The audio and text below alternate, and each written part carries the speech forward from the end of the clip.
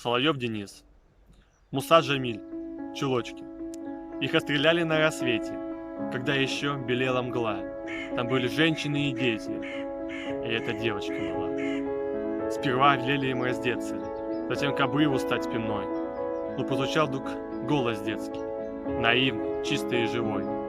Чулочки тоже снять не дяди, не упрекая, не броня, смотрели прямо в душу глядя, наивной девочке в глаза. Чулочки тоже, и смятение вдруг эсэсовец объят. И рука сама собой с волнением отпускает автомат, и снова скован взглядом синим, и кажется, он в землю врос. Глаза, как у моей дочурки, он в смятении сильно произнес.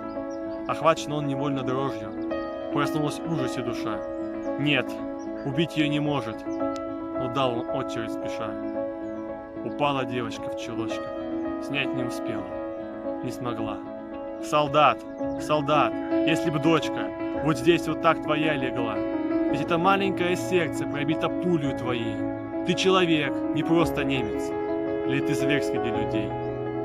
Шагала эсэсовец угрюмо, с земли не поднимая глаз. Впервые, может, эта дума в мозгу отравленно зажглась. И снова взгляд строится синий, и всюду слышится опять, и не забудется поныне. Чулочки дяди тоже снять.